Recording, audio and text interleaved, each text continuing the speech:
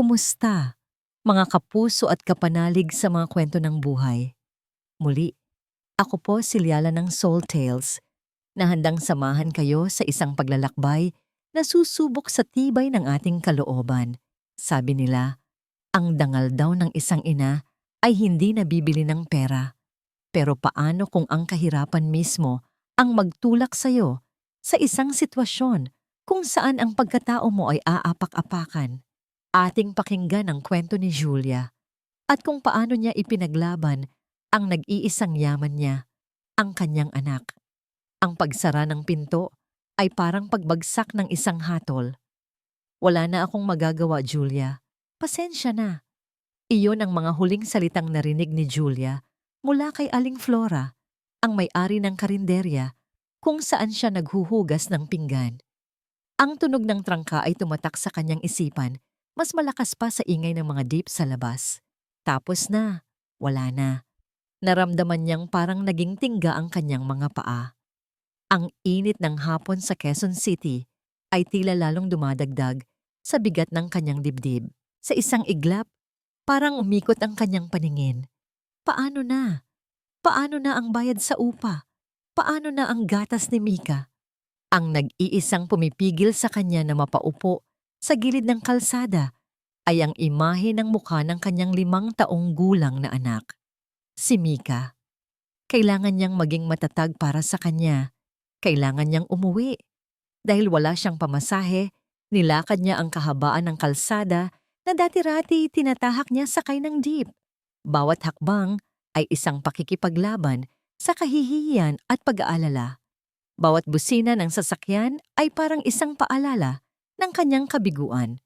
Pagdating niya sa kanilang eskinita, nakasalubong niya si Aling Nelia, ang may-ari ng maliit na sari-sari store kung saan sila kumukuha ng pagkain kapag wala na talagang pera. Julia, tawag nito, hindi galit, pero may bigat sa boses. Yung utang mo.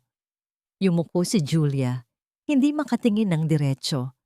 Ang pakiramdam ng hiya ay parang kumot na bumalot sa buo niyang pagkatao. Pasensya na po, Aling Nelia, kasi po, nawalan po ako ng trabaho. Pero pangako po, babayaran ko po kayo. Gagawa po ako ng paraan. Isang buntong hininga lang ang sagot ni Aling Nelia bago ito tumalikod. Alam ni Julia na hindi lang siya ang nahihirapan sa lugar na yon, pero hindi nito binabawasan ang sakit na nararamdaman niya. Pagbukas niya ng pinto ng kanilang masikip at mainit na inuupahang kwarto, isang masayang nangiti ang sumalubong sa kanya. "Mama, you're home!" Sigaw ni Mika, sabay takbo at yakap sa kanyang mga binti. Lahat ng pagod at sakit ay tila panandali ang naglaho. Binuhat niya ang anak, inamoy ang buhok nito. Si Mika ang kanyang mundo. Si Mika ang kanyang lakas. Pero ngayon, si Mika rin ang dahilan ng kanyang pinakamalaking takot. "Mama, I'm hungry na po," sabi ng bata, habang hinihimas ang tiyan. Tumagos ang mga salitang yon sa puso ni Julia. Ngumiti siya. Pilit itinatago ang panginginig ng kanyang mga labi. Ibinaba niya ang anak at kinuha ang natitirang isang pirasong tinapay mula sa ibabaw ng kanilang maliit na mesa. Hinati niya ito. Maingat. Sinigurado niyang mas malaki ang bahaging ibibigay niya sa anak.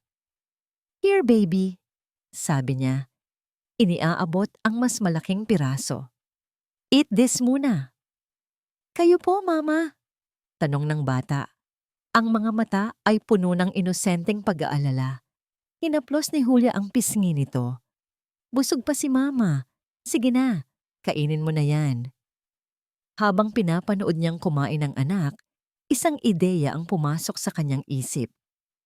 Hindi nito malulutas ang kanilang problema, pero marahil ay maibibigay nito sa kanila ang ilang oras na kalimot. "Mika, gusto mong pumunta sa park?" Nagningning ang mga mata ng bata. "Opo, Mama. Yes, please." Sa parke, sa ilalim ng isang malaking puno ng akasya, naupo sila sa damuhan. Pansamantalang nakalimutan ni Julia ang kumakalam niyang sikmura. habang pinapanood ang kanyang anak na tumatawa at naglalaro. Ito na lang ang kaya niyang ibigay sa ngayon, ang simpleng kaligayahan ng sandali. Ilang metro mula sa kanila, sa isang bench, may isang batang babae na mag-isang nakaupo. Nakasuot ito ng magandang bestida at sapatos na kumikinang, pero ang mukha nito ay malungkot. Nakatingin lang ito sa kawalan. Napansin ito ni Mika. Tumigil siya sa pagtakbo, tinitigan ng bata. Bago pa man makapagsalita si Julia, dahan-dahang lumapit si Mika sa batang babae. Hawak pa rin niya ang kalahati ng kanyang tinapay. "Bakit ka sad?" tanong ni Mika sa paraang alam niya. Hindi sumagot ang bata. Yumuko lang ito. Inilahad ni Mika ang kanyang kamay. "Gusto mo? Share tayo." Nag-angat ng tingin ang batang babae. Nakita ang alok na tinapay. Dahan-dahan, tinanggap niya ito. Pinanood ni Julia ang lahat. Ang puso niya ay pinaghalong pagmamalaki at hiya. Ang anak niya, sa kabila ng kanilang kalagayan, ay may pusong handang magbigay. Mula sa di kalayuan, may isang lalaking kanina pa pala nanonood. Nakatayo sa likod ng isa pang puno. Si Gustavo. Nakita niya ang bawat sandali, ang lungkot sa mukha ng sarili niyang anak na si Sofia, at ang hindi inaasahang kabutihan ng batang hindi niya kilala. Naramdaman niya ang isang pamilyar na kirot at isang bagong pag-asa. Umalis siya sandali. Pagbalik niya, may dala na siyang 2 paper bag mula sa isang kilalang fast food chain. Ang amoy ng mainit na pagkain ay lumutang sa hangin. Lumapit siya sa mag-ina na ngayon ay magkatabi ng nakaupo sa damuhan. "Salamat sa pagpapasaya sa anak ko," sabi ni Gustavo, ang boses ay mahinahon at magalang. Tumingin siya kay Julia. "Pwede ba kaming makisabay sa inyo?" Natigilan si Julia. Ang amoy ng pritong manok at spaghetti ay biglang napuno sa hangin. Isang amoy na matagal nang hindi na amoy ni Mika. Nakita niya ang pananabik sa mga mata ng kanyang anak, pero ang nanaig sa loob niya ay ang matinding hiya. Isang estranghero, isang mayamang estranghero, nag-aalok sa kanila ng pagkain. "Naku sir, maraming salamat po, pero hindi na po kailangan," mabilis niyang sagot, habang marahang hinihila si Mika palapit sa kanya. "Okay lang po kami?" Hindi ngumiti si Gustavo, pero lalong lumambot ang kanyang mga mata. Itinuon niya ang tingin hindi kay Julia, kundi sa 2 bata na ngayon ay magkatabi na. Tila ba nagkakaintindihan na sila. "Hindi ito para sa inyo," mahinahong sabi ni Gustavo. "Para ito sa anak ko. Matagal ko nang hindi nakitang ngumiti si Sofia ng ganito.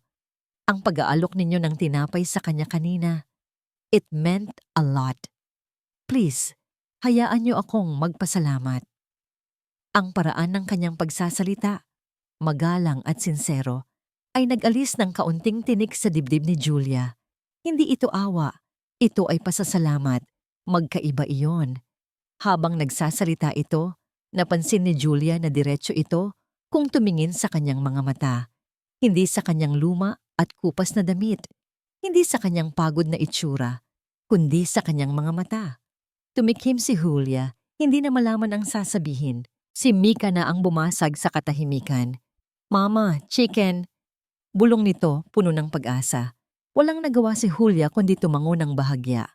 Naupo si Gustavo sa damuhan, hindi alintana, ang mamahalin niyang pantalon. Binuksan niya ang mga lalagyan ng pagkain sa kanilang pagitan. Sa loob ng ilang minuto, ang parke ay naging kanilang pansamantalang hapagkainan. Tahimik lang siyang pinanood ang 2 bata na masayang kumakain. Si Julia, sa kabila ng gutom, ay halos hindi maggalaw ang pagkain sa kanyang plato. Puno ang isip niya ng mga tanong. "Ako si Gustavo," sabi ng lalaki, na tila nabasa ang kanyang pag-iisip. "At ito si Sofia." "Julia po. At ito naman si Mika." Pagkatapos ng maikling pagpapakilanlang iyon, wala nang gaanong usapan. Natapos ang pagkain. Nagpasalamat muli si Julia, at sa pagkakataong yon, mas bukal na sa kanyang loob. Mabilis niyang isinama si Mika at umalis. Tila ba tumatakas sa isang sitwasyong hindi siya sanay. Lumipas ang ilang araw. Bawat umaga, ang bigat sa dibdib ni Julia ay pabalik ng pabalik. Ang kabaitan ni Gustavo ay isang ala-ala na lang at ang katotohanan ng kanilang sitwasyon ay isang halimaw na kailangan niyang harapin araw-araw. Naglakas loob siyang magtanong sa mga kalapit na bahay kung may kailangan silang labandera o tagalinis, pero wala siyang nakuhang positibong sagot. Isang hapon, habang pauwi mula sa palengke, dala ang kakarampot na nabiling gulay, natanaw niya ang isang pamilyar na sasakyan na nakaparada malapit sa kanilang eskinita.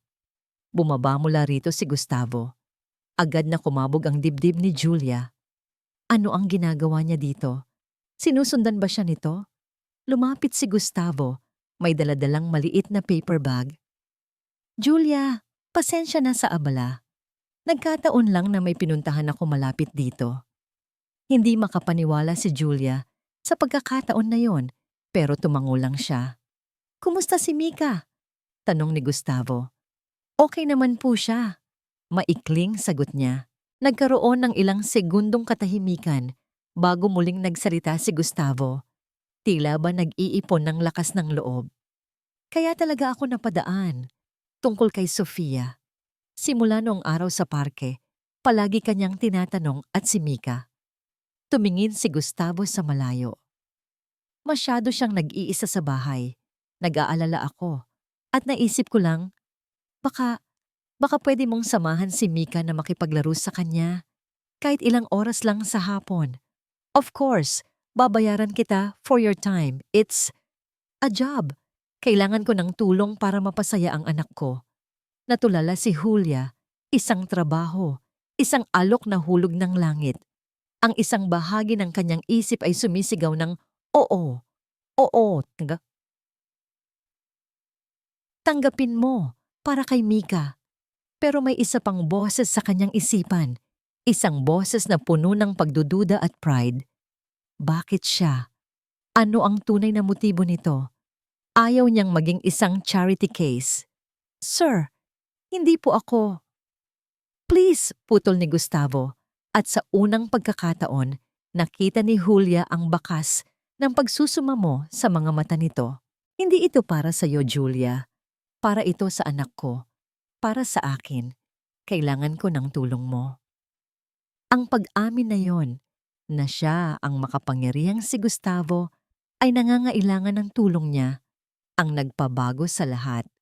Pero bago pa siya makasagot, naramdaman niya ang pag-vibrate ng kanyang luma at basag na cellphone sa bulsa.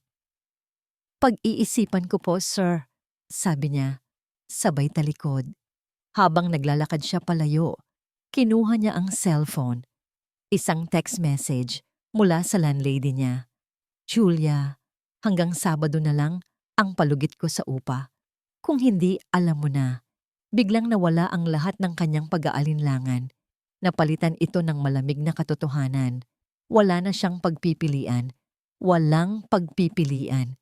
Iyon ang salitang paulit-ulit na tumatakbo sa isip ni Julia habang kinakausap niya sa telepono si Gustavo kinabukasan.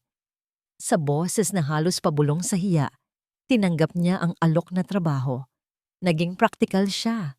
Hindi ito para sa kanya, kundi para kay Mika, para sa kanilang bubong, sa ibabaw ng kanilang mga ulo. Ang unang araw niya sa mansyon ni Gustavo ay puno ng pagkailang. Ang bahay ay mas malaki pa sa buong eskinita nila. Malinis, tahimik at malamig. Kabaliktaran ng buhay na kinalakihan niya. Ngunit si Sofia, na may ngiti sa mga labi, ang sumalubong sa kanila ni Mika sa pinto. Agad nitong hinila si Mika papasok para ipakita ang kanyang mga laruan. Ang trabaho ay simple, masyadong simple. Ang kailangan lang gawin ni Julia ay bantayan ang 2 bata habang naglalaro ang mga ito sa malawak na hardin. Sa mga unang araw, pakiramdam niya ay isa siyang anino, laging nakabantay sa gilid. Ngunit unti-unti, ang katahimikan sa pagitan nila ni Gustavo ay napalitan ng mga maikiikling usapan. Mahilig pala sa drawing si Mika, sabi ni Gustavo isang hapon habang pinapanood nila ang mga bata mula sa bintana ng kusina. Mana po sa lola niya, sagot ni Julia habang nagtitimpla ng juice para sa mga bata. Si Sofia naman, sa nanay niya, sabi ni Gustavo, at sa unang pagkakataon, narinig ni Julia ang bahagyang lungkot sa boses nito. Doon nagsimula ang lahat. Nag-uusap sila tungkol sa mga bata, sa kanilang mga paboritong pagkain, sa kanilang mga takot, sa kanilang mga pangarap. Sa mga usapang yon, hindi sila mayaman at mahirap. Sila ay dalawang magulang na nag-aalala at nagmamahal sa kanilang mga anak. Nakahanap si Julia ng isang uri ng kapanatagan sa lugar na yon. Isang pakiramdam ng seguridad na matagal na niyang hindi naramdaman. Ang sahod na ibinibigay ni Gustavo ay sapat para mabayaran ang kanilang mga utang at makabili ng masustansyang pagkain. Sa unang pagkakataon, sa loob ng mahabang panahon, nakakahinga siya ng maluwag. Isang hapon, habang maganda ang sikat ng araw, naglatag sila ng kumot sa hardin. Naglalaro ng habulan sina Mika at Sofia. Ang tawa ng dalawang bata ay musika sa tenga ni Julia. Napangiti siya, isang tunay na ngiti na mula sa puso. Sa sandaling iyon, nakalimutan niya ang lahat ng problema. Mayroon lang saya, sikat ng araw, at ang halakhak ng kanyang anak. Ngunit ang mga sandali ng kapayapaan ay sadyang madaling sirain. Mula sa kinatatayuan niya, may natanaw siyang isang lalaki na nakatayo sa labas ng malaking gate ng mansyon. Nakatingin ito sa kanilang direksyon. Kinabahan siya. Ang lalaki ay pamilyar. Ang tindig. Ang paraan ng pagkakatayo. Pero may kung anong iba. Mas payat ito ngayon at ang dating sigla sa mga mata nito ay napalitan ng kung anong kalkulado. Nang magtama ang kanilang mga mata, nanigas si Julia sa kanyang kinatatayuan. Ang baso ng juice na hawak niya ay halos mabitawan niya. Ang dugo sa kanyang katawan ay tila nagyelo. Ilang taon na ang lumipas, 5 taon. Pero hindi niya maaring makalimutan ang mukhang iyon. Si Gabriel, dahan-dahan itong lumapit sa gate. Itinulak ito para bumukas ng bahagya. Ang bawat hakbang nito palapit ay parang isang dagundong sa dibdib ni Julia. Mama? Naramdaman ni Julia ang paghawak ni Mika sa laylayan ng kanyang bestida. Nagsitakbuhan ang dalawang bata palapit sa kanya, na tila naramdaman ang biglaang pagbabago sa hangin. Napatayo si Julia. Automatikong inilagay si Mika sa kanyang likuran. Isang kilos ng isang inang handang protektahan ang kanyang anak. Mama, sino po siya? Tanong ni Mika sa mahinang boses, sumisilip mula sa likod ng mga binti ng ina. Hindi nito nakikilala ang sariling ama. Tumigil si Gabriel ilang talampakan mula sa kanila. Ang kanyang mga mata ay hindi nakatuon sa bata, kundi kay Julia. At pagkatapos, ang tingin nito ay gumala sa magandang hardin, sa malaking bahay sa likuran, at sa isang mamahaling itim na kotse na nakaparada sa di kalayuan. Isang sasakyan na alam ni Julia ay pag-aari ni Gustavo.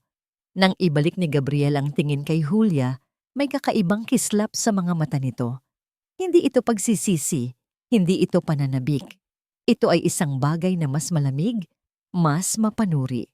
Julia, sabi nito, ang boses ay magaspang. Kailangan nating mag-usap tungkol sa anak natin. Papasukin mo muna ang mga bata sa loob, Julia, sabi niya. Ang boses ay pilit na pinapakalma. Tumango siya at mabilis na iginiya sina Mika at Sofia papasok sa bahay, palayo sa anino ni Gabriel na nananatili sa hardin. Sinabihan niya ang dalawang bata na manood muna ng cartoons at hininga ng malalim bago harapin muli ang lalaking matagal na niyang ibinaon sa limot. Paglabas niya, nakatayo pa rin ito sa parehong pwesto, pero ang mga mata nito ay nililibot ang buong paligid na may halong pagkamangha at inggit. Maganda ang buhay niyo dito sabi ni Gabriel. Isang mapanuyang ngiti ang gumuhit sa kanyang mga labi. Mukhang sinuwerte ka. Hindi pinansin ni Julia ang kanyang sinabi. Anong kailangan mo, Gabriel? Tanong niya, diretso at walang paligoy. Grabe ka naman. Hindi mo ba ako na-miss? 5 taon, Gabriel. 5 taon kang hindi nagparamdam. Ni isang text o tawag para kumustahin ang anak mo? Wala. Ngayon, bigla kang susulpot dito? Ano sa tingin mo ang mararamdaman ko? Nawala ang ngiti ni Gabriel. May mga nangyari, okay? Hindi naging madali ang lahat. Hindi naging madali. Halos pabulong na, sabi ni Julia. Puno ng pait. Ako ang nag-isang nagtaguyod kay Mika. Ako ang hindi natutulog kapag may lagnat siya. Ako ang naghahanap ng paraan para may makain kami araw-araw. Huwag mo akong kausapin tungkol sa kung ano ang hindi madali. Nakita niyang natigilan si Gabriel. Siguro, may katiting na konsensya pa itong natitira. Ngunit ang pag-asang iyon ay agad ding naglaho. Gusto siyang makita ni nanay, sabi ni Gabriel, iniiwas ang tingin. Gusto niyang makilala ang apo niya. Halos matawa si Julia sa narinig. Si Aling Remedios, ang ina ni Gabriel na noon pa man ay tutol na sa kanya dahil sa kahirapan? Ngayon lang niya naisip na may apo siya? Nag-aalala lang siya para sa bata. Lalo na ngayon, tumingin si Gabriel sa malaking bahay. Na nakatira ka sa ganito. Sino ba yang amo mo? Doon naintindihan lahat ni Julia. Hindi si Mika, hindi siya, kundi ang sitwasyon niya. Iyon ang interes nito. Wala kang pakialam doon, mariin niyang sabi. At kung gusto mong makita si Mika, hindi ngayon, hindi sa ganitong paraan. Naisip niya ang kalagayan ng anak. Hindi mo nga siguro alam na allergic siya sa mani. Isang blangkong tingin lang ang isinukli ni Gabriel. Ang detalye na yon, isang bagay na alam ng sino mang nag-aalaga kay Mika ay dumaan lang sa kanya. Kinilabutan si Julia. Ang lalaking nasa harapan niya ay isang estranghero. Mag-uusap tayo ulit, sabi ni Gabriel, sabay talikod. Sabihin mo sa amo mo, kinukumusta siya ng tatay ni Mika. Pinanood niya itong maglakad palayo at isang pakiramdam ng matinding kaba at pagkadismaya ang pumuno sa kanyang dibdib. Ang maliit na pag-asa na baka nagbalik ito dahil sa pagsisisi ay tuluyan ng namatay. Napalitan ito ng isang madilim na pangamba. Pagkaalis ni Gabriel, hindi siya umuwi agad. Nagpunta siya sa isang tindahan sa kanto. Bumili ng isang malamig na soft drink at nang inginig na kinuha ang kanyang cellphone, dininial niya ang isang pamilyar na numero. Oh, Nay? Sagot ng boses sa kabilang linya. Nakita ko na siya, sabi ni Gabriel. At ano? Mataray na tanong ni Aling Remedios. Sinabi mo ba? Tinakot mo ba? Nay, dahan-dahan lang. Kakausap ko pa lang. Mukhang mayaman nga ang lalaki. Malaking bahay, magandang kotse. Narinig ni Gabriel ang isang mabilis na paghinga mula sa kanyang ina. Isang tunog ng kasabikan. Magaling! Magaling anak ko! Huwag kang papatinag dyan sa babaeng yan. Gamitin mo ang anak nyo. Karapatan mo yon. Pero Nay, walang pero-pero. Alamin mo lahat tungkol sa lalaking yan. Pangalan, trabaho, lahat. Ito na ang pagkakataon natin, Gabriel. Ito na ang sagot sa lahat ng problema natin. Pinatay ni Aling Remedios ang tawag. Naiwan si Gabriel na nakatingin sa kawalan. Hawak ang bote ng soft drink. Ang kanyang muka ay pinaghalong pagkainis at pagsunod. Gabi na nang makauwi si Julia sa kanilang kwarto. Yakap-yakap niya si Mika na mahimbing nang natutulog. Ang mga salita ni Gabriel ay umuulit-ulit sa kanyang isipan. Ito na ang pagkakataon natin. Anong pagkakataon? Anong ibig sabihin noon? Ang pag-asa na unti-unti niyang nararamdaman sa loob ng mga nakaraang linggo ay napalitan ng takot. Isang malakas na katok sa kanilang manipis na pinto ang gumulat sa kanya. Sino naman kaya ito sa ganitong oras ng gabi? Baka ang landlady nila. Dahan-dahan siyang tumayo. Maingat na inihiga si Mika.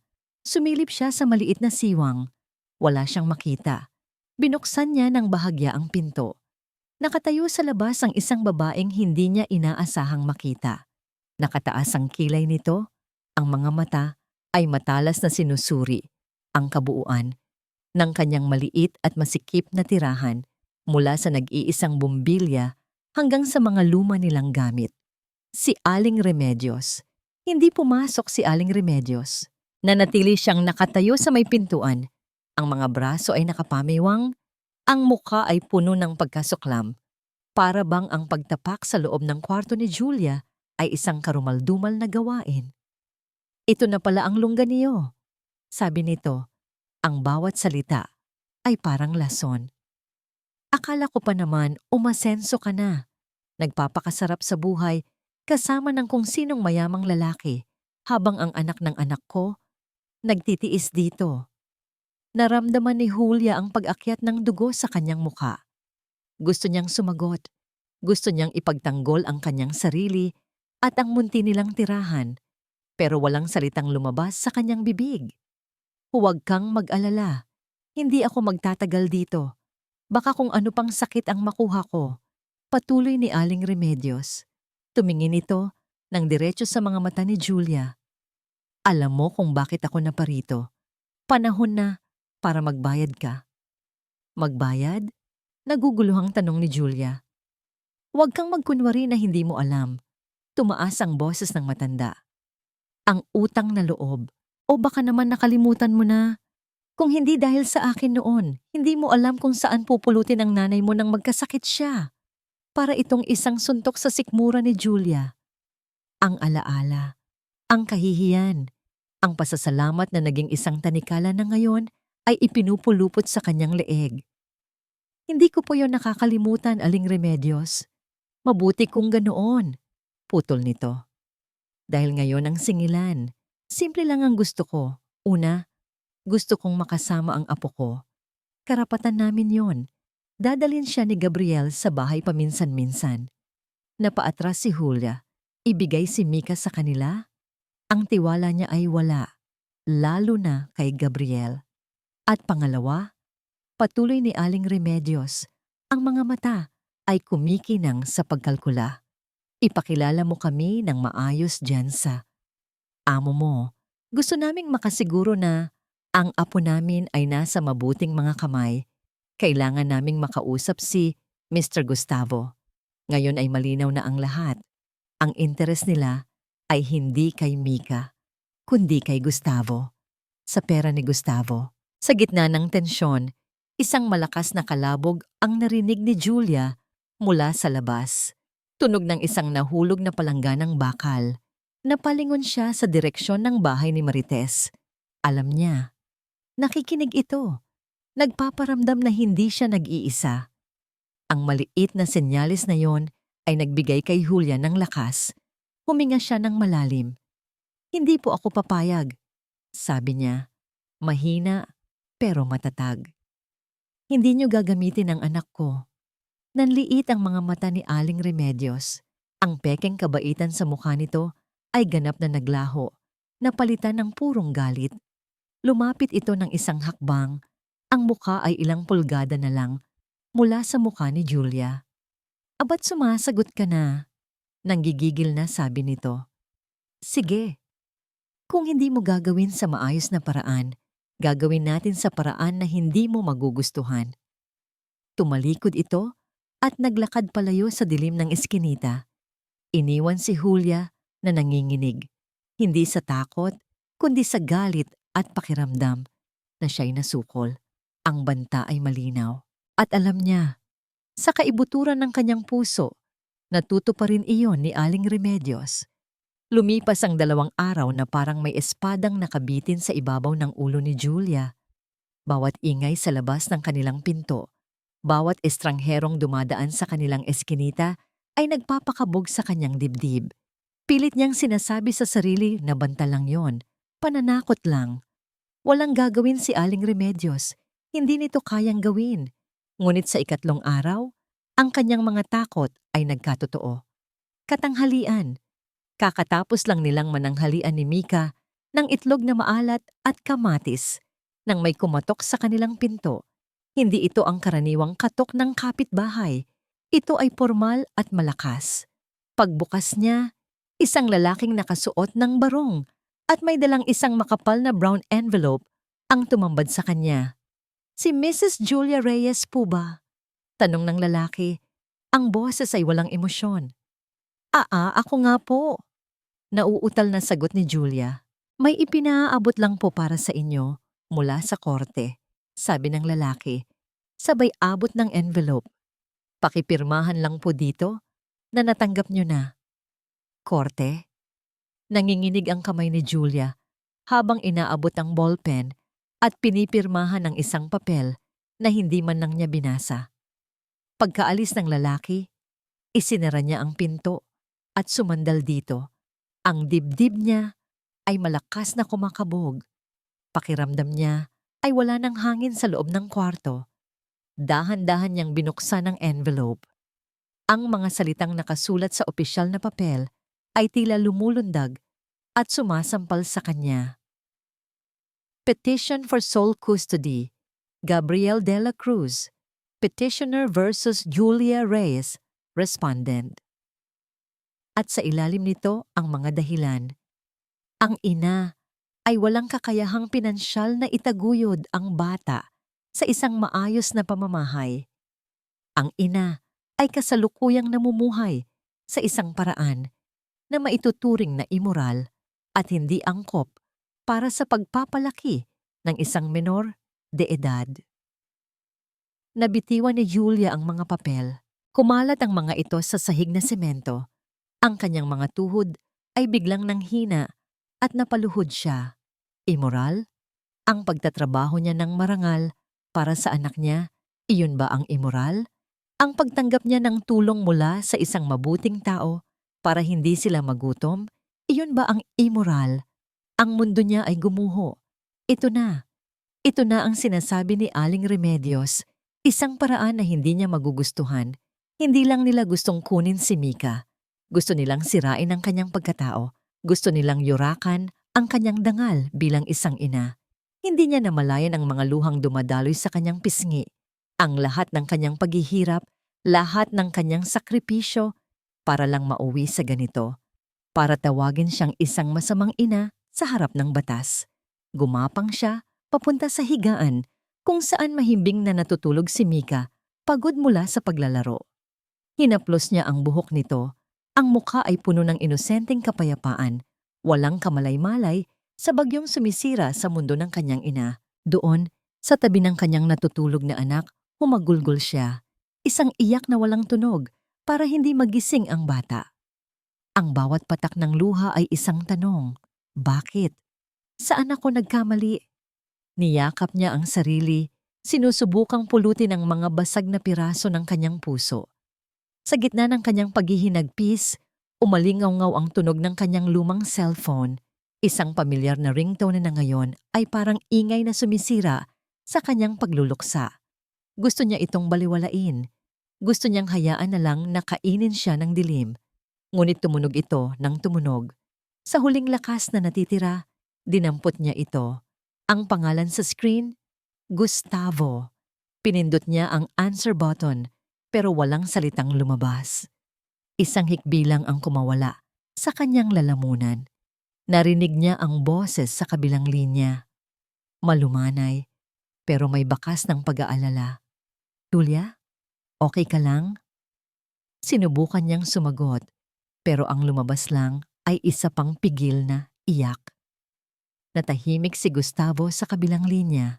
Walang tanong na, anong nangyari? Walang pilit na pag-uusisa. Isang sandali ng katahimikan at pagkatapos ay isang boses na puno ng desisyon at hindi mapag-aalinlangan ng suporta. "Saan ka?" "Pupuntahan kita." Hindi nagtagal. Isang magarang itim na kotse ang huminto sa dulo ng kanilang eskinita. Bumaba si Gustavo, ang kanyang karaniwang kalmadong mukha ay napalitan ng bakas ng matinding pag-aalala. Mabilis siyang naglakad. Hindi inalintana ang mga mapanuring mata ng mga kapitbahay na sumisilip mula sa kanilang mga bintana. Pagbukas ni Julia ng pinto, hindi siya nagsalita. Ipinakita lang niya ang mga papel na nakakalat pa rin sa sahig. Pinulot ni Gustavo ang mga ito. Habang binabasa niya ang bawat salita, nakita ni Julia ang pagtiim ng kanyang mga bagang at ang pagkuyom ng kanyang kamao. Isang malamig na galit ang gumuhit sa kanyang mga mata. Isang galit na hindi para sa kanya, kundi para sa kanya. Sinungaling! Iyon lang ang sinabi ni Gustavo. Ang boses ay mababa, pero puno ng bigat. Tumingin siya kay Julia na nakayuko pa rin at basang-basa ng luha. Julia, tumingin ka sa akin. Dahan-dahan siyang nag-angat ng tingin. Hindi ito totoo, sabi ni Gustavo. Idinidiin ang bawat salita. At hindi natin hahayaan na manalo sila sa kasinungalingan. Hindi niya inalok si Julia ng pera. Hindi niya sinabing babayaran niya ang problema. Sa halip sinabi niya, may kilala akong abogado. Magaling siya. Kakausapin ko siya bukas ng umaga. Haharapin natin ito. Magkasama. Ang salitang natin at magkasama ang tumagos sa puso ni Julia. Sa unang pagkakataon, naramdaman niyang hindi na siya nag-iisang lumalaban. Mayroon siyang kakampi. Kinabukasan, habang inaayos ni Gustavo ang pakikipag-usap sa abogado, sinimulan naman ni Aling Remedios ang kanyang sariling opensiba. Hindi sa korte, kundi sa lugar kung saan ang mga salita ay mas mabagsik pa sa anumang legal na dokumento. Sa komunidad, nagpunta siya sa tindahan ni Aling Nelia kung saan nagkukumpulan ang mga tsismosa tuwing umaga. Sa simula, ang tono niya ay puno ng awa at pagpapakumbaba. Naku, mga kumare, simula ni Kan habang nagpupunas ng peking luha. Hindi ko na alam ang gagawin ko. Ang gusto ko lang naman ay makita ang apo ko, ang dugo ng anak ko. Pero ipinagkakait siya sa amin ng Julia na yan. Nagsimula ang mga bulungan. At ang nakakalungkot pa, patuloy niya, ay kung saan-saan niya dinadala ang bata. Sa bahay ng kung sinong mayamang lalaki. Aba, hindi naman sa paghuhusga. Pero anong klaseng buhay iyon para sa isang inosenteng bata? Paano na ang moralidad ng apo ko? Ang lason ay kumalat ng mabilis. Ang kwento ay nagkaroon ng iba't ibang bersyon. Bawat isa ay mas masahol kaysa sa nauna. Si Julia, na dating isang kaawa-awang ina, ngayon ay isa ng masamang babae sa kanilang paningin. Isang gold digger, isang immoral na ina. Naramdaman ito ni Julia nang lumabas siya para bumili ng suka. Ang dating mga ngiti at "Kumusta, Julia?" ay napalitan ng mga matatalim na tingin at biglaang katahimikan. Ang mga nag-uusap ay tumitigil kapag siya'y daraan. Naririnig niya ang mga pabulong na salita sa kanyang likuran. Kawawang bata. Ang pera nga naman. Akala mo kung sinong santa? Bawat salita ay parang isang karayom na tumutusok sa kanyang puso. Ang hiya, ang matinding kahihiyan, ay halos magpamanhid sa kanya. Gusto niyang takpan ang kanyang mga tainga, tumakbo at magtago. Ang pinakamasakit ay nangyari nang makita niya si Lilibeth, ang kalaro ni Mika. Masaya siyang ngumiti sa bata.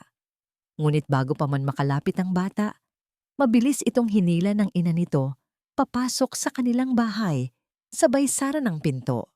Naiwan si Julia na nakatayo sa gitna ng eskinita, mag-isa. Ang simpleng pagsara ng pintong yon ay mas masakit pa sa lahat ng masasakit na salitang narinig niya. Hinuhusgahan siya.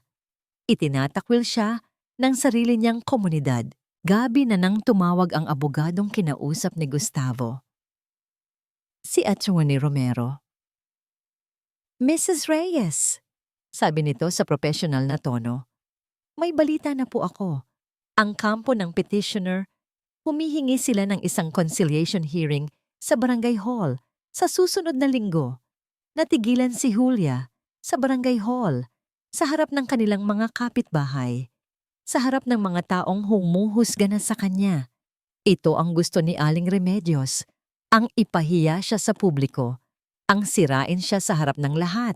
Pagkatapos ng tawag mula kay Attorney Romero, ang unang naramdaman ni Julia ay ang pagnanais na sumuko. Ang harapin ang buong barangay, ang ipahiya ang sarili sa harap ng mga taong dati niyang itinuturing na mga kaibigan. Parang mas madali pang tumakbo na lang at magtago.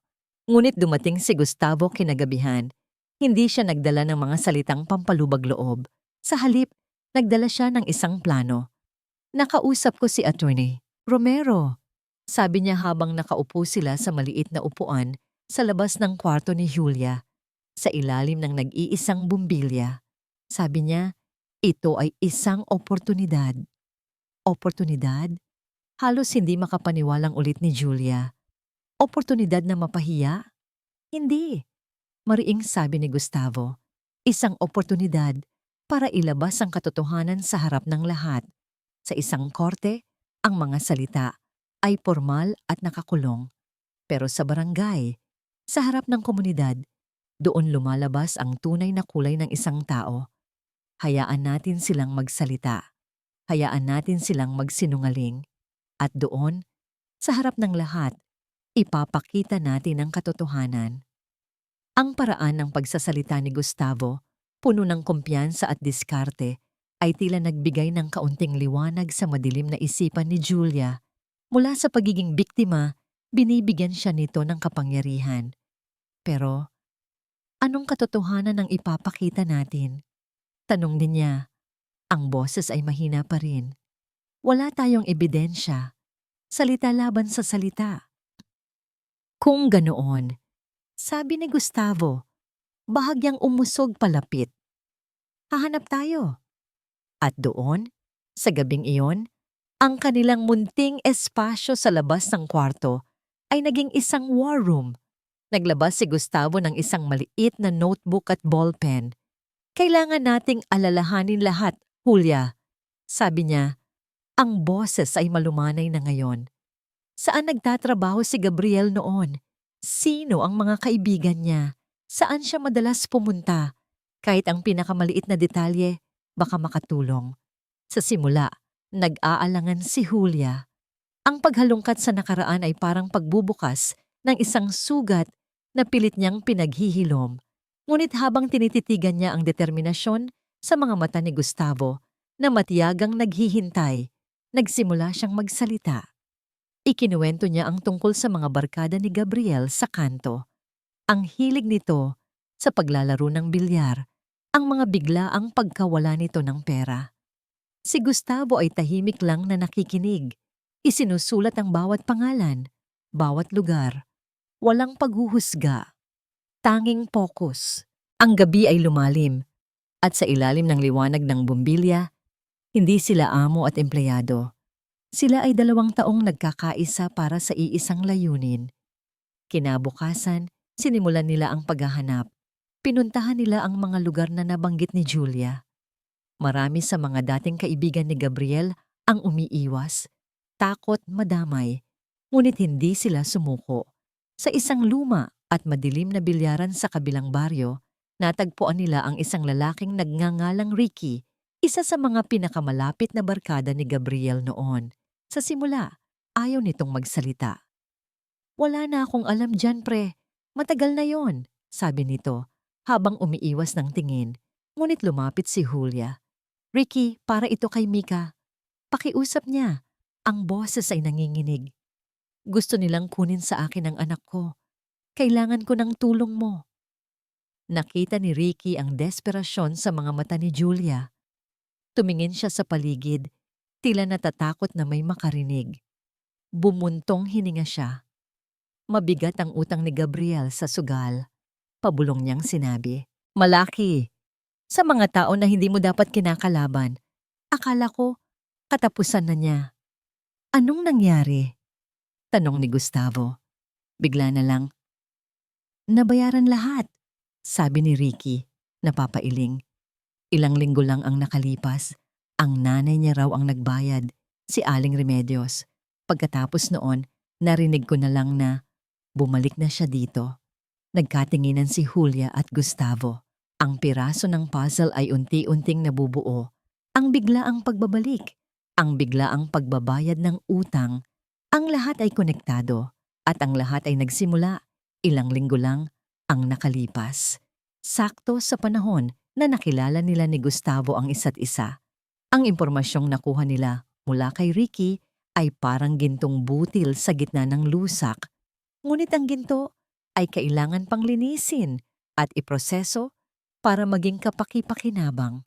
Alam nilang hindi sapat ang tsismis ng isang dating kaibigan. Kailangan nila ng konkretong ebidensya. Sinubukan nilang kumbinsihin si Ricky na sumama sa kanila sa barangay hall o kahit man lang sumulat ng isang pahayag. Ngunit nanindigan si Ricky. "Pasensya na, Julia," sabi nito. Ang boses ay puno ng takot. "Delikado ang mga inutangan ni Gabriel. Ayoko nang madamay pa. Alam mo naman dito, pag pinakialaman mo ang isang bagay na hindi mo dapat, ikaw ang mapapasama." Naiintindihan ni Julia ang takot ni Ricky. Alam niya ang kalakaran sa kanilang lugar. Ang mga sindikato ng sugal ay hindi kinakalaban. Isang malaking hakbang na nga ang pagsasalita nito. Ang pagtanggi ni Ricky ay isang malaking balakid. Bumalik sila sa punto kung saan sila nagsimula. Mayroon silang teorya, pero wala silang matibay na patunay. Para lalong pababain ang kanilang loob, dumating ang ilang ebidensya mula sa kampo ni Gabriel. Isang tumpok ng mga resibo ng money transfer. Maliit na halaga. Hindi sapat para maituring na regular na suporta, pero sapat para maging patunay na hindi raw nito pinabayaan si Mika. Ang mga petsa sa resibo ay kalat-kalat, pero may mga iilang pumapatak sa mga buwan na malaki ang pangangailangan ni Julia. Ang abogado, si Attorney Romero, ay nagpahayag ng pag-aalala. "Medyo mahirap po ito, Mrs. Reyes," sabi ni Attorney Romero sa telepono. "Kailangan natin ng matibay na rebuttal. Meron ba tayong patunay na hindi siya nagbigay ng sapat? O ang mga resibong ito ay peke?" Nawasak ang pag-asa ni Julia. Ang pananabik na naramdaman niya matapos ang pag-uusap nila ni Ricky ay napalitan ng panlalamig. Ang mga resibo na yon ay maaaring maging isang matibay na sandata laban sa kanya. Paano niya patutunayan ang hindi pagbibigay ng pera? Paano niya patutunayan na ang pagbibigay na yon ay hindi regular? Hindi nga niya matandaan kung kailan siya huling nakatanggap ng pera mula kay Gabriel, ni hindi nga niya alam na nagbigay pala ito ng ganoon. Kinabukasan, sa bahay ni Gustavo, ang kanyang pagiging abala ay naging isang dahilan para makaiwas sa anumang pag-uusap tungkol sa barangay hearing. Si Gustavo, na naramdaman ang kanyang pagkabahala, ay hindi pilit. Sa halip, lumapit siya kay Julia habang nagluluto ito sa kusina. "Julia," sabi niya, ang boses ay malamig may malumanay. "Huwag kang mag-alala. Hindi tayo susuko. Gagawin natin ang lahat." "Pero paano po, sir? Wala na tayong mahanap. Hindi ko na po alam ang gagawin ko." Napaupo si Julia sa isang upuan. Ang mga kamay ay nakatakip sa kanyang mukha. Naramdaman niya ang matinding pagod. "Huwag mong sabihing sir," sabi ni Gustavo. Inilagay ang kamay niya sa kanyang balikat. "Gawin mo akong kaibigan. Kaibigan mo ako. At ang problema mo, problema ko rin." Inangat ni Julia ang tingin. Nakita niya ang sinseridad sa mga mata nito. Sa sandaling iyon, ang kanyang pagod ay tila nabawasan. Ngunit ang takot ay nanatili. "Pasensya na po at nadadamay pa kayo sa gulo ko." Ngumiti si Gustavo. "Ang rason kung bakit may pamilya at kaibigan tayo, Julia, ay para magtulungan. Hindi ka nag-iisa." Naramdaman niya ang isang bahagyang ginhawa, ngunit ang suliranin ay nanatili. Isang malakas na ring ang umalingaw-ngaw mula sa cellphone ni Julia. Marites. "Hello, Marites?" "Julia, pumunta ka dito sa karinderya, dali. May narinig ako." Sigaw ni Marites. Ang boses ay hiningal at puno ng pagkabahala. "Ngayon na. Hindi ko pwedeng sabihin sa telepono. Bilisan mo." Nagkatinginan si Julia at Gustavo. Ang pagka-urgent sa boses ni Marites ay nagsasabing hindi ito simpleng chismis. Ito ay isang bagay na makakapagpabago ng lahat. Mabilis na nagpaalam si Julia kay Gustavo at nagmamadaling lumabas. Alam niyang may kung anong mahalaga ang narinig ni Marites. Ang tiwala niya sa kanyang kaibigan ay mas matibay pa sa anumang hukuman. Nang makarating siya sa karinderya ni Marites, madilim na ang paligid. Ang mga upuan at mesa ay nakatago na. Tanging ang ilaw sa kusina ang nakabukas at nandoon si Marites, nanginginig. "Anong narinig mo, Marites?" Hingal na tanong ni Julia habang isinasara ang pinto. Hinila siya ni Marites papasok sa kusina. Isinara ang pinto ng mahigpit. "May dalawang lalaki rito kanina. Umu-order ng kape. Ang akala yata nila ay wala ako sa loob. Narinig ko silang nag-uusap tungkol sa barangay hearing nyo." Naramdaman ni Julia ang pagbilis ng tibok ng kanyang puso. Sabi nila, binayaran daw sila ni Aling Remedios para maging witness, para magsinungaling na nakita raw nila na pinapabayaan mo si Mika. At yung isa, narinig ko, sinabi niya na pumunta raw sila sa isang lending office, dyan sa may kanto. Yung kay Aling Ising. Si Aling Ising, kilalang kilala sa lugar bilang isang loan shark na may mga koneksyon sa mga iligal na sugal. Kung totoo ang sinasabi ni Marites, ibig sabihin ay may kinalaman ang lending office na yon sa transaksyon ni na Gabriel at Aling Remedios. "Sigurado ka, Marites?" Tanong ni Julia, halos pabulong-aw. "Oo, naririnig ko silang malinaw. Ang gabi-gabi kong pakikinig sa mga chismis dito, ngayon lang nagkaroon ng silbi," sabi ni Marites. Ang kanyang takot ay unti-unting napapalitan ng pagkasabik. "At may narinig pa ako. May pinuntahan daw sila. Isang warehouse sa Tondo. Doon daw sila magkikita-kita bago mag-hearing." Kinuha ni Julia ang cellphone sa niya at agad na tinawagan si Gustavo. Mabilis niyang ikinuwento ang lahat. Pagkatapos ng ilang minutong tahimik na pakikinig, narinig niya ang boses ni Gustavo, kalmado ngunit puno ng pagpaplano. "Aling Ising, sabi mo?" "Narinig ko na ang pangalang yan. Julia, manatili ka lang dyan. Pupuntahan ko kayo. At Marites, maraming salamat. Malaking bagay ito." Pagkababa ng telepono, niyakap ni Julia si Marites. "Maraming salamat, Marites. Hindi ko alam kung ano ang gagawin ko kung wala ka." Tinapik ni Marites ang kanyang likod. "Utang na loob? Tayo dito. Ang magdadamayan. Yan ang tunay na utang na loob." Maya-maya pa, dumating si Gustavo kasama si Atty. Romero. Mabilis nilang sinuri ang mga impormasyong ibinigay ni Marites. "Aling Ising, kilala ko ang operasyon niyan," sabi ni Atty. Romero. Ang kanyang mga mata ay naging seryoso. May mga koneksyon siya sa mga iligal na sugal at lending. Kung doon nagbayad si Aling Remedios ng utang ni Gabriel, malamang ay may record sila. "At ang warehouse sa Tondo," sabi ni Gustavo. "Madali nating malalaman ang location niyan. Doon siguro magkikita-kita ang mga witness nila para mag-briefing." Biglang lumakas ang loob ni Julia. Ito na. Ito na ang hinahanap nilang butas. "Ang pinakamainam na gawin natin," sabi ni Atty. Romero na may ngiti sa mga labi, "ay hayaan silang magpatuloy sa kanilang plano. Hayaan natin silang magladlad ng sarili nilang bitag." Tumingin si Gustavo kay Julia. Ang kanyang mga mata ay nagsasabing, may laban tayo. Ang sumunod na mga araw ay tila lumipas ng napakabagal. Bawat segundo ay isang pagsubok sa pagiging pasensyosa ni Julia. Nag-practice sila ni Atty. Romero para sa kung ano ang sasabihin niya sa hearing, ngunit ang karamihan sa plano ay nakasalalay sa paghihintay. Paghihintay na magkamali ang kalaban. Dumating ang araw ng conciliation hearing. Ang barangay hall ay puno ng mga tao. Mga kapitbahay, mga usisero, at mga taong nagtatrabaho sa barangay na ngayon ay tila nanonood ng isang pelikula. Ang lahat ng mga mata ay nakatuon kay Julia. Naramdaman niya muli ang hapdi ng hiya, ang pakiramdam na siya ay hinuhusgahan. Ngunit sa pagkakataong ito, hindi siya nag-iisa. Nasa tabi niya si Gustavo, na kalmado at matatag. Sa kabilang banda, nandoon din si Attorney Romero.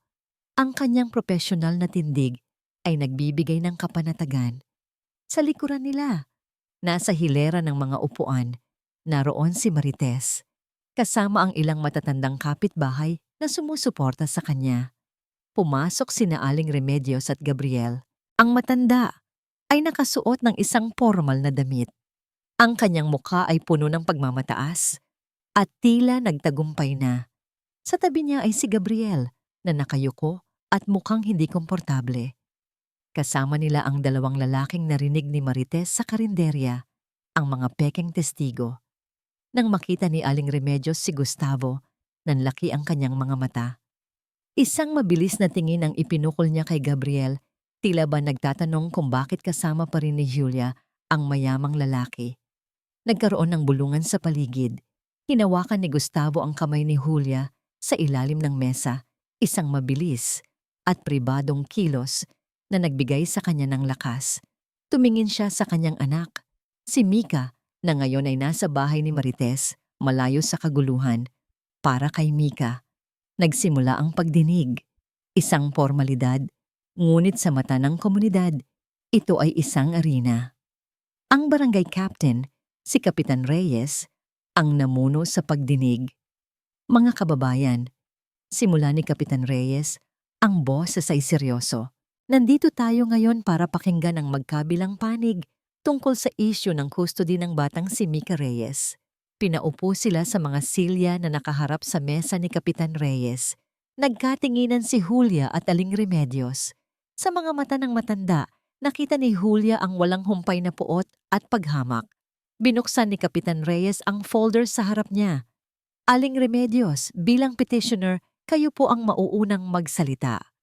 Tumayo si Aling Remedios, inayos ang kanyang damit at huminga ng malalim. Nagkaroon ng katahimikan sa loob ng barangay hall. Ang lahat ay naghihintay. Nag-angat si Aling Remedios ng tingin at nagsimula siyang magsalita. Kapitan, mga kasamahan ko sa komunidad. Simula nito, ang boses ay tila sinsero at nagdadalamhati. Hindi po madali ang nararamdaman ko ngayon. Isipin niyo, sarili kong apo, ipinagkakait sa akin. Ang dugo ng anak ko, ayaw ipatikim sa akin ni Julia. Nagsimula ang kanyang kwento. Isang kwento na puno ng kasinungalingan, hinanakit, at maling akusasyon. Ikinuwento niya kung paano raw pinabayaan ni Julia ang bata, kung paano raw ito walang pakialam, at kung paano raw ito naghahanap lang ng pera. Mayroon siyang mga luha, mga hikbi, isang mahusay na pagganap. Nang matapos siya, tumayo ang isa sa mga pekeng testigo, si Mang Tonyo. Opo, Kapitan, sabi ni Mang Tonyo. Nakita ko nga po si Julia, palaging umaalis sa gabi. Ang bata, iniiwan lang. Hindi niya inaalagaan ng maayos. Ang isa pang testigo, si Aling Vicky, ay sumunod. At ang lalaking yan, sabi nito, sabay turo kay Gustavo. Palaging nandoon sa bahay nila Julia, anong klaseng moralidad yon? Hindi po dapat sa kanya mapupunta ang bata. Bawat salita ay parang isang matalim na kutsilyo na humihiwa sa puso ni Julia. Gusto niyang sumigaw, gusto niyang ipagtanggol ang kanyang sarili. Ngunit pinigilan siya ni Gustavo. Isang matatag na hawak sa kanyang kamay, isang matinding pagsubok sa pagtitiyaga, isang pagsubok sa kanilang pananampalataya, sa katotohanan. Nang matapos ang kampo ni Aling Remedios, bumalik silang nakaupo, puno ng kumpiyansa. Isang nakakalokong ngiti ang iginante ni Aling Remedios kay Julia. Okay? Sabi ni Kapitan Reyes. Ngayon naman, pakinggan natin ang panig ni Mrs. Julia Reyes. Tumayo si Attorney Romero. Ang kanyang mga mata ay nagtagpo sa mga mata ni Kapitan Reyes at pagkatapos ay sa buong barangay. Isang ngiti ang gumuhit sa kanyang mga labi, isang ngiti na hindi ng awa, kundi ng diskarte. Salamat, Kapitan. At sa inyong lahat, sabi ni Attorney Romero, ang boses ay kalmado at malakas. Hindi po ako magtatagal dahil ang katotohanan, hindi kailangan ng mahabang paliwanag, sadyang kailangan lang ilantad. Nagkatinginan si Julia at Gustavo. Ito na. Sadyang kailangan lang ilantad. Ulit ni Attorney Romero, ang kanyang tingin ay nakatuon kay Aling Remedios. At magsimula tayo sa mga saksing ito. Napansin ni Julia ang bahagyang pagtaas ng kilay ng dalawang pekeng testigo. Mang Tonyo, Aling Vicky, patuloy ni Attorney Romero, ang boses ay kalmado. Naaalala niyo ba ang petsang Oktubre Pinan nakaraang taon? Nagkatinginan ng dalawa, tila nagtataka. Bakit po? Tanong ni Mang Tonyo. Sabi niyo po, palagi niyong nakikita si Mrs. Reyes na iniiwan ang anak niya. Tama po ba? Opo, tama po. Mabilis na sagot ni Aling Vicky. Ngumiti si Attorney Romero. Mabuti po. Dahil sa petsang yon, Oktubre Fins, nakaraang taon, si Mrs. Reyes po ay nasa ospital kasama ang kanyang anak na si Mika na may malubhang lagnat. Ito po ang medical certificate at hospital bill. Iniabot ni Attorney Romero ang mga dokumento kay Kapitan Reyes. Nagkaroon ng bulungan sa barangay hall. Ang mukha ni Mang Tonyo at Aling Vicky ay namutla. Hindi lang yon, patuloy ni Attorney Romero. Hindi kayo madalas sa lugar na ito. Ang totoo, mga taga-ibang barangay kayo at binayaran lang kayo para magsinungaling. Mabilis na lumabas si Attorney Romero ng isang maliit na recorder at narinig naming nagplano kayo sa isang karinderya. Nagmamayabang pa kayo tungkol sa perang tinanggap nyo para gawin ito. Pinindot niya ang play button. Umalingaw-ngaw sa buong barangay hall ang boses ni Mang Tonyo. Ayos! Malaki-laki ang bayad ni Aling Remedios. Madali lang to. Magsinungaling lang tayo, di ba? Nagkagulo ang mga tao. Nanlaki ang mga mata ni Aling Remedios. Si Gabriel ay halos lumubog na sa kinaupuan. Hindi pa po tayo tapos, sabi ni Attorney Romero, bago pa man makapag-react si Aling Remedios. Ngayon, balikan natin si G. Gabriel de la Cruz. Ayon sa kanyang petisyon, palagi siyang nagbibigay ng financial support para kay Mika. Tama po ba, Gabriel? Tumingin si Gabriel kay Aling Remedios na galit ang mukha. Oo po. Tama po. Ang mga resibo pong ipinakita ninyo, mukhang matagal na. At hindi po sapat para sa pang-araw-araw na pangangailangan ng isang bata. Ngunit hindi yon ang punto, sabi ni Attorney Romero. Ang tanong ko, G. de la Cruz, gaano po ba katagal bago kayo nagparamdam ulit sa buhay ng inyong anak? 5 taon? Higit pa? At saan po kayo kumukuha ng pera para bayaran ang inyong mga utang sa sugal? Nagkaroon ng katahimikan. Ang mga mata ni Gabriel ay lumaki sa gulat. May narinig po kaming impormasyon mula sa inyong dating kaibigan, G. de la Cruz, na malaki ang inyong utang sa sugal. At ang mga utang na yon ay binayaran lang kamakailan. Sino po ang nagbayad noon? At bakit po kayo bumalik sa buhay ni Mika pagkatapos niyan? At pagkatapos niyo rin malaman na may kakilala si Julia na isang mayamang tao? Ang mga tanong ay sunod-sunod, tila isang baril na bumabaril sa bawat kasinungalingan ni na Aling Remedios. Ang mukha ni Aling Remedios ay namutla. Ang pagmamataas nito ay biglang naglaho, napalitan ng takot at galit. Hindi na nakasagot si Gabriel, ang kanyang mga balikat ay nanginginig. Kapitan, sabi ni Attorney Romero, bago pa man makapagsalita si Aling Remedios. Ang lahat ng ito ay isang panloloko, isang scheme para gamitin ang bata, para lang sa pansariling interes. Hindi ito tungkol sa kapakanan ni Mika, kundi sa pera. Ang tunay na immoral dito ay ang pamilya de la Cruz. Dumagundong ang boses ni Kapitan Reyes. Dinagukan niya ang mesa. Ito ay panloloko, hindi lang sa korte, kundi sa buong komunidad. Aling Remedios, G. de la Cruz, ano ang masasabi niyo sa lahat ng ito? Walang makasagot. Ang dalawang pekeng testigo ay nagmamadaling tumayo at tumakas. Habang ang mga mata ng mga kapitbahay ay nakatingin na ngayon kay Aling Remedios at Gabriel, hindi na kay Julia. Ang mga tingin ay puno ng puot, ng paghamak. Ang kahihiyan, ang hiya, ay ganap na nakatuon na sa kanila. Nagtapos ang pagdinig sa barangay hall sa kaguluhan. Ang mga tao ay nagbubulungan, ang ilan ay nagagalit, ang iba ay nauunawaan na ang tunay na nangyari. Mabilis na tumakas sina Aling Remedios at Gabriel. Ang mga muka ay basang-basa ng kahihiyan. Hindi sila makatingin sa kahit sino. Ang kanilang planong ipahiya si Julia ay bumalik sa kanila ng 10 beses. Julia, Mrs. Reyes. Sabi ni Kapitan Reyes, ang boses ay puno ng pagsisisi. Pasensya na po sa nangyari. Ang kasong ito, wala po akong nakitang basihan. Burado po ito. Ang custody ng anak nyo ay mananatili sa inyo. Ang mga salitang iyon ay parang musika sa tenga ni Julia. Custody, mananatili sa kanya. Si Mika ay mananatili sa kanya.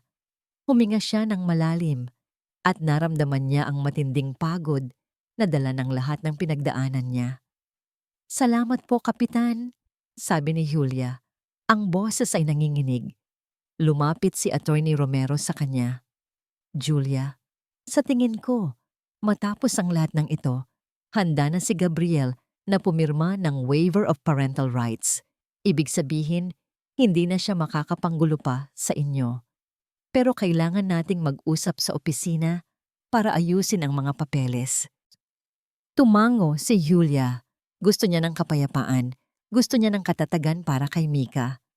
Nang makalabas sila mula sa barangay hall, sinalubong sila ni Marites at ng ilang kapitbahay na sumusuporta sa kanya. Ang galing mo, Julia! Sigaw ni Marites, sabay yakap. Ipinaglaban mo ang karapatan mo. Ang mga ngiti at pagbati mula sa mga kapitbahay ay nagbigay ng init sa puso ni Julia. Ang mga matatalim na tingin ay nawala na. Ang hiya na bumalot sa kanya ay tila nalusaw na. Ngunit sa gitna ng selebrasyon, naramdaman niya ang isang kamay na humawak sa kanyang balikat. Si Gustavo. Gusto mo bang umuwi muna? Tanong niya. Umiling si Julia. Gusto kong magpasalamat. Inihatid sila ni Gustavo sa kanyang opisina, kung saan tahimik silang nag-usap tungkol sa mga susunod na hakbang. Ang lahat ng legal na proseso ay ipinaliwanag ni Attorney Romero. Sa pagtatapos ng linggo, nilagdaan na ni Gabriel ang mga dokumento. Tuluyan ng isinuko ang kanyang karapatan bilang ama ni Mika. Ang ginawa niya sa barangay hall ay sapat na para mawalan siya ng anumang karapatang legal. Gabi na. Tahimik na nakaupo sina Julia at Gustavo sa hardin ng mansyon habang mahimbing nang natutulog sina Mika at Sofia sa loob ng bahay. Ang sariwang hangin at ang mga bituin ay tila nagbibigay ng kapanatagan. Salamat, Gustavo, sabi ni Julia. Ang boses ay puno ng emosyon. Hindi ko alam kung ano ang gagawin ko kung wala ka. Kung wala kayo ni Sofia. Tumingin si Gustavo sa kalangitan. Julia, ang totoo, mas ako ang dapat magpasalamat. Simula nang mawala ang asawa ko, nag-iisa lang kami ni Sofia at ikaw at si Mika, binigyan niyo ng kulay ulit ang buhay namin. Nagkaroon ng katahimikan, hindi ito tungkol sa pera o trabaho. Ito ay tungkol sa isang bagay na mas malalim. Julia, simula ni Gustavo, dahan-dahan itong humarap sa kanya. Hindi ko ito sinasabi dahil sa utang na loob o dahil sa nangyari, pero ako at si Sofia, gusto naming maging parte kayo ng pamilya namin. Hindi lang bilang kasama sa bahay, kundi bilang bahagi ng aming buhay, bilang pamilya. Habang buhay. Natigilan si Julia. Ang lahat ng kanyang pagdududa, ang kanyang hiya, ang kanyang takot na mahusgahan. Tila naglaho si Adlaho sa isang iglap. Ang mga mata ni Gustavo ay puno ng sinseridad, ng pagmamahal. Dahan-dahan, inabot ni Julia ang kamay ni Gustavo at hinawakan ito. Isang simpleng kilos, ngunit puno ng lahat ng kanyang pagtitiwala, pag-asa, at pagmamahal. Sa sandaling iyon, alam niya na ito ang tama. Ito ang pamilya. Ilang buwan ang lumipas. Isang hapon, habang nag-aayos ng mga gamit sa bahay, nakita ni Julia ang isang maliit na sobre sa ilalim ng kanilang pinto. Walang pangalan ang nagpadala. Binuksan niya ito. Sa loob ay isang lumang litrato. Isang litrato niya at ni Gabriel noong masaya pa sila, noong hindi pa komplikado ang lahat. At sa likod ng litrato, isang simpleng salita na nakasulat, patawad. Matagal na tinitigan ni Julia ang litrato. Walang galit, walang puot. Tanging isang malalim na buntong hininga. Hindi na ito mahalaga. Ang nakaraan ay tapos na. Ang mahalaga ay ang ngayon at ang kinabukasan na naghihintay sa kanya. Isang taon na ang lumipas. Ang sariwang simoy ng hangin sa umaga ay nagdadala ng amoy ng kape at bagong lutong tinapay mula sa pinalawak na karinderya ni Marites. Ngayon, may sarili na itong signage, Marites and Julia's Kainan. Ang dating Julia na palaging nakayuko at puno ng takot ay nawala na. Pinalitan ito ng isang Julia na masigla, puno ng kumpiyansa at may ngiti sa mga labi na umabot hanggang sa kanyang mga mata.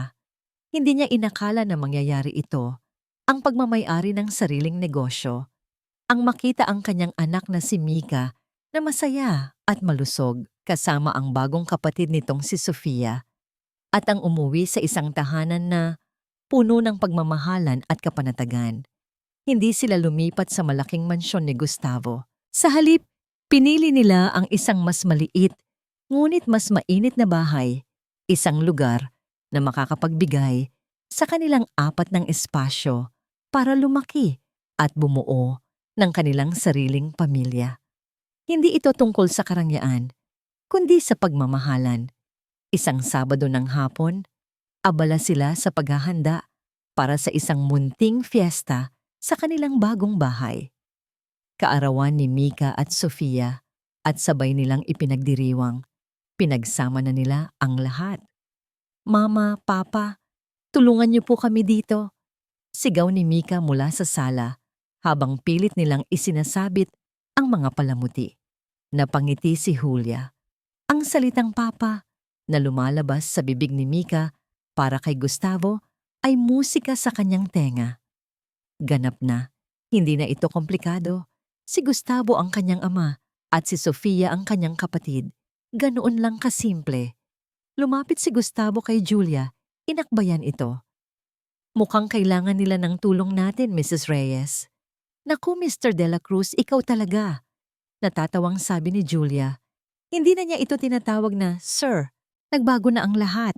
Dumating si Marites, dala-dala ang kanyang specialty, ang kanyang famous na pansit. Ay grabe, ang ganda ng bahay niyo, Julia. Sabi ni Marites, sabay tingin kay Gustavo. Hindi nga nagkamali si Julia. Talagang swerte ka. Ngumiti si Julia.